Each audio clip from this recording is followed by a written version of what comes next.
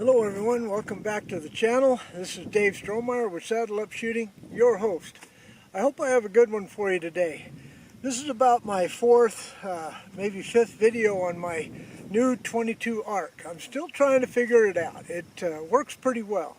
But if you kind of noticed, the ammo and bullet industry is kind of driving the new fangled type of rifles because of the long and lean and high BC bullets that require a faster twist out of the barrel in order to operate correctly.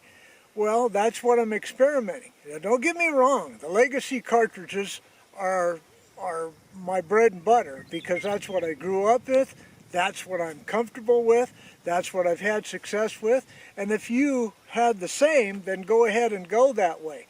Because I'm not really trying to ever say that the newer, better stuff is that. It's not. It's whatever you shoot the best and whatever you have the most experience with as far as killing potential of your quarry. Okay, so we're going to be testing new bullets that goes against the grain of the 22 ARC, which was designed for the higher BC, longer, leaner bullets, because we're going to go with lighter bullets and find out what the capability of the 22 ARC is with legacy bullets. So come back in a moment, folks. Target set up at 100 yards. Wind is about 10 miles an hour. It's a beautiful day. Let's get to shooting.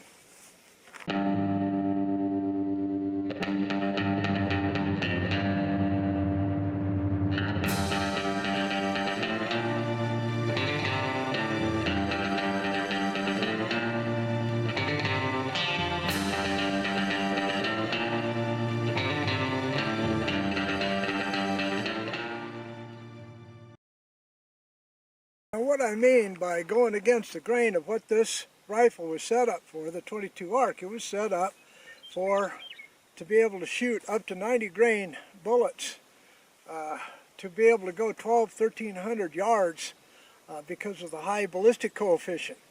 And the case was developed so that you could seat those longer, leaner bullets in an AR-15 type of platform.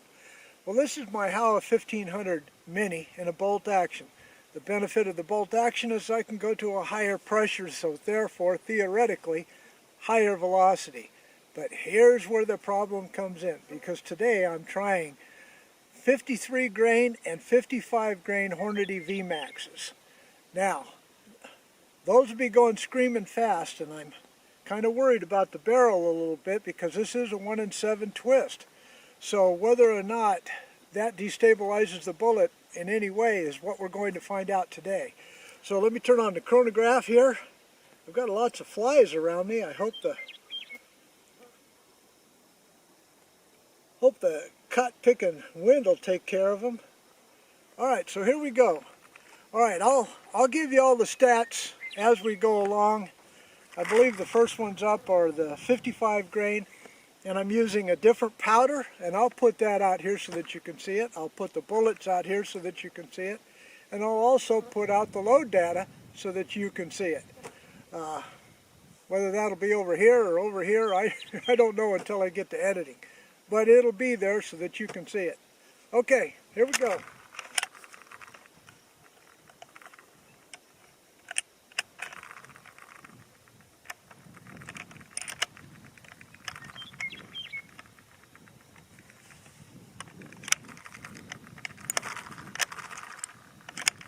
Okay, just checking. It always makes sense to check because I have this Hax two-stage trigger.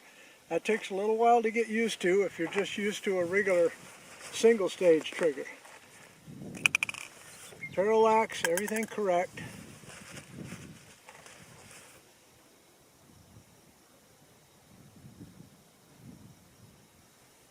Alright, here we go. Eyes on, ears in.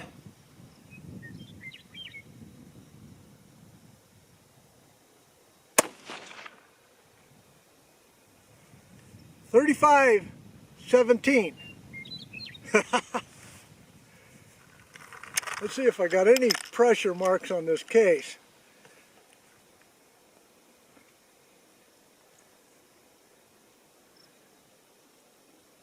A little bit of primer cratering, but nothing. else that I can see. All right, let's see if they group.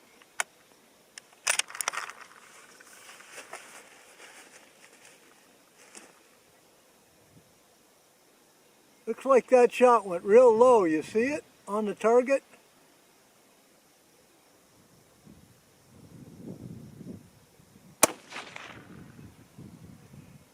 .3461.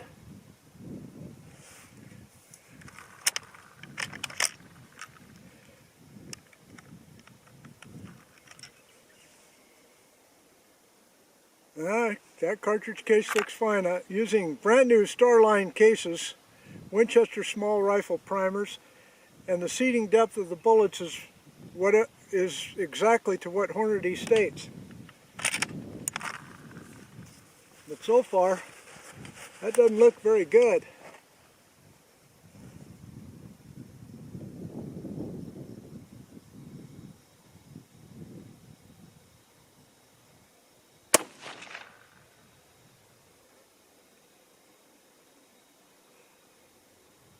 Alright, I'll tell you what, I'm going to go take a look at that target because I only see 2 holes. That was 34.96. So I'll be right back.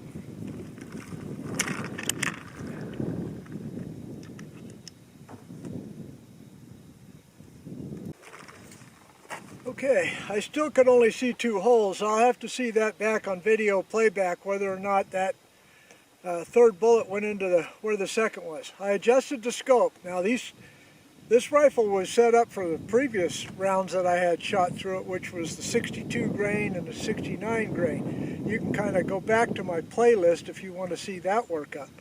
But right now I'm just working on these the 53 grain and 55 grain. So here's the second set. Let's see what happens. Target right above the last one I shot.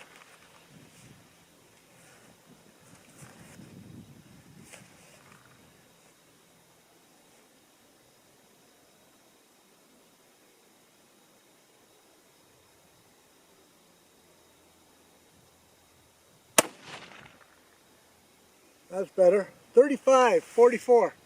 Well, I forgot to say that first shot was cold bore, clean bore, and that's the one I adjust off of. I don't adjust off the second and third because chances are when you're hunting, your first shot is a cold bore, clean bore shot.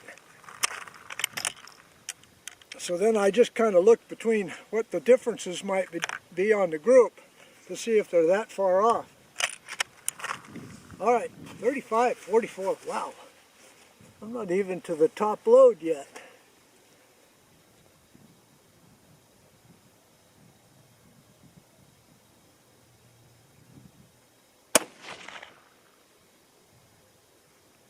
.35-18.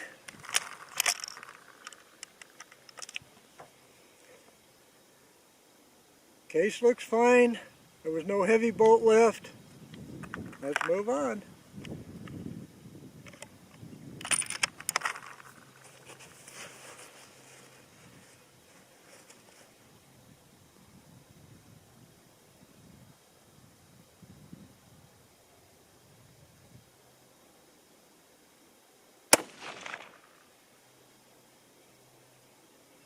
Ooh, 35-37, and that looks like a really good group.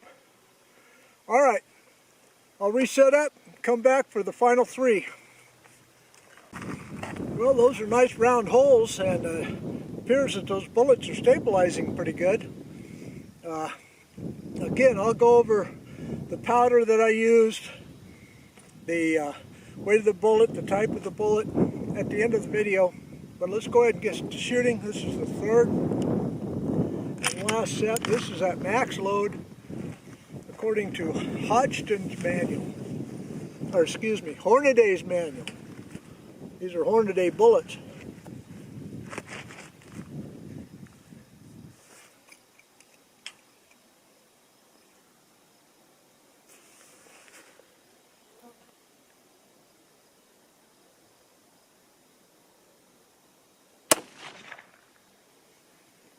.35-73. Case looks fine.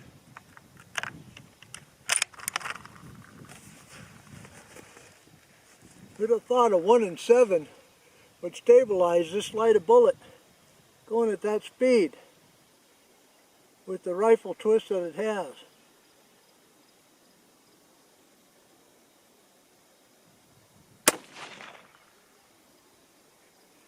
.35-76, a little bit of a bolt lift, but I actually think that's how a bunch of people that gave me feedback say the cocking ramp needs to be either lubricated or kind of grinded down a little bit to make it a little easier for the upstroke.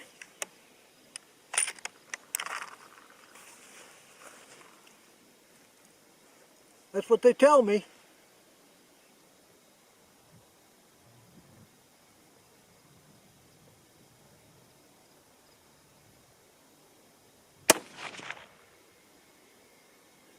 Alright, that one went a little right to the right.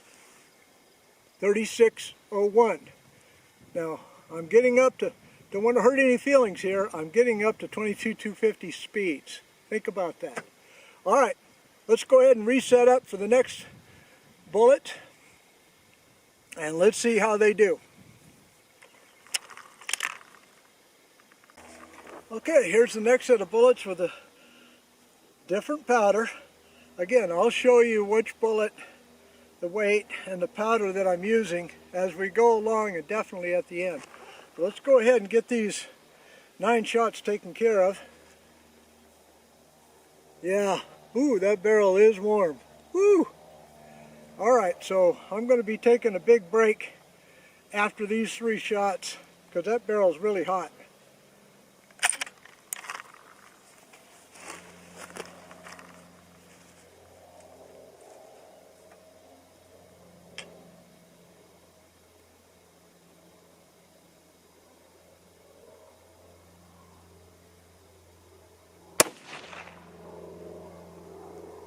.35-70 on the very first go round.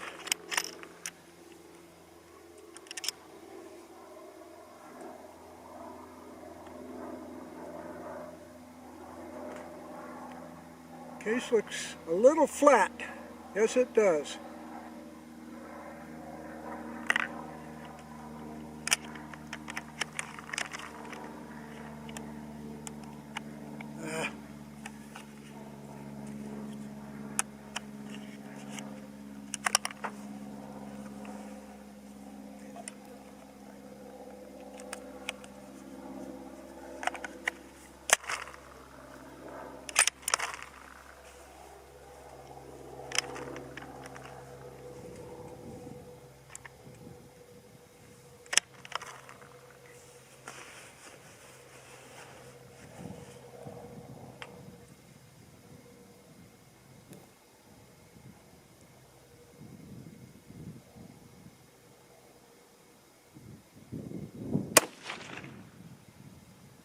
.35-83.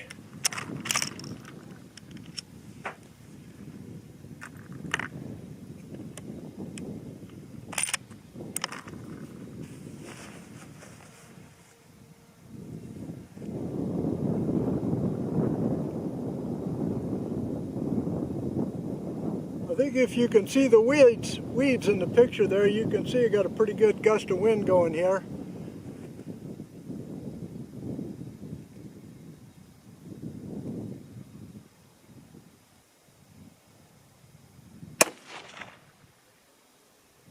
Pretty good little group. .35-84. Okay, let's go reset up for the next 3. I'll check that target, reset up everything. Let's go.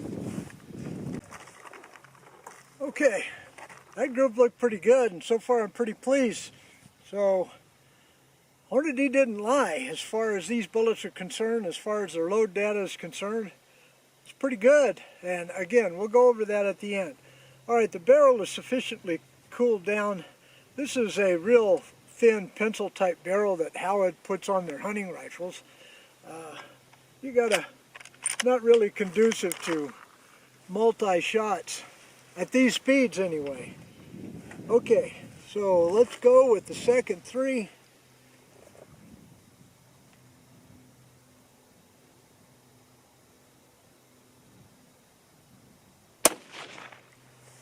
Got to put my ears in. Why do I forget that? 35.79. I can kind of sting you a little bit.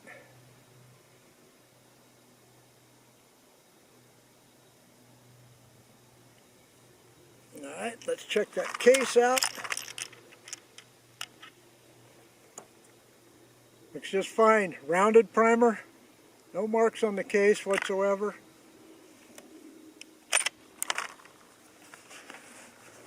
Well, I'm getting close to 3,600. That'll be an ouch.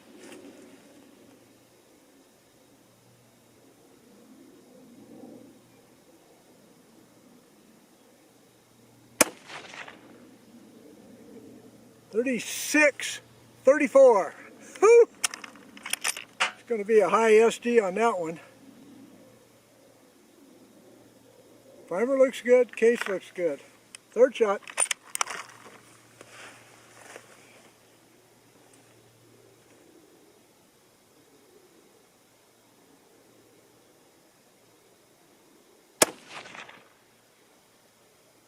Alright, that was good a group. 36.32. That first shot, after sitting around a little, gives you a little lower SD, but with a hotter barrel, you get, on this rifle anyway, I'm getting a little bit faster speeds. Alright, so let's set up for the last three. Be right back about that. Alright. Let's go ahead and shoot these last three. The barrel is still warm, but I need to get these last three just flat done before the camera runs out of juice.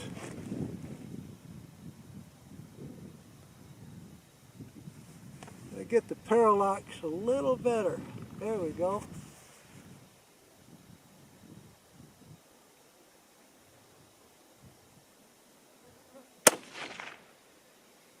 $35.92. What do you want to bet these next two shots are going to be faster? Woo!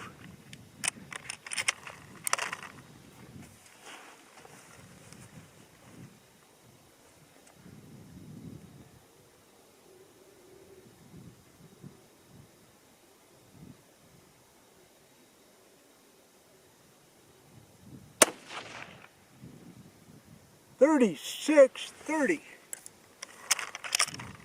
But those two landed on top of each other, so the SDs might be off. But as far as the point of impact, they look about the same. Let's see if this third one duplicates.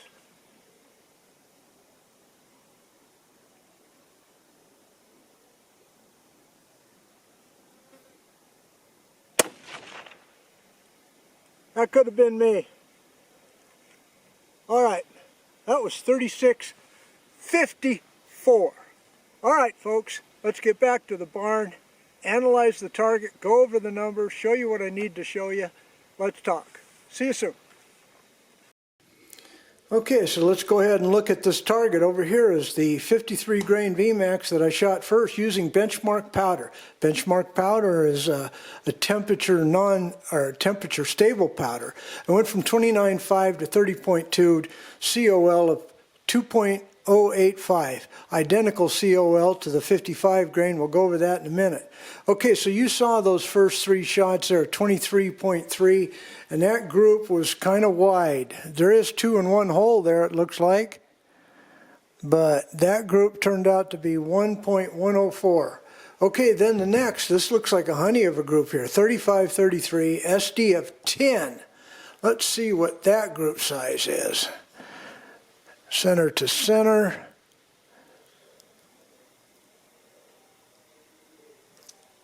.468. Okay, then the last three wasn't a bad group. I felt like I kind of maybe pulled that one a little bit, but 35.83 and SD of 12.6. So these two are kind of interchangeable. So if I wanted to go up 50 feet per second, this would be the one that I would choose. And that group opened up to .558. All right, then over here the 55 grain Vmax using Accurate Arms 2230 powder, 30.9 to 31.5, same COL as the 53 grain. Okay, first three shots there, 35.79 SD a 6.5, and that group was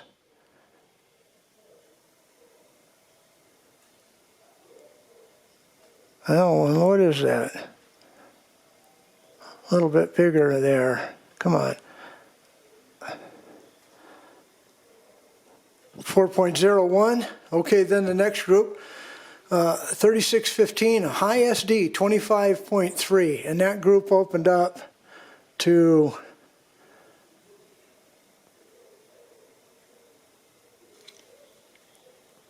.643. Then the last three, 3626. So this was the highest, obviously. This is up there with 22-250 Remington speeds, folks. Hornady didn't lie on that one. Okay, and that was .828. All right, folks, so that'll end this video. Give me a thumbs up if you will. Don't forget to subscribe. Leave a comment, please, especially if you disagree with which powder I should choose and which shot that you like the best. But leave that comment, and well, as always, may God bless y'all. See you again next time. Goodbye.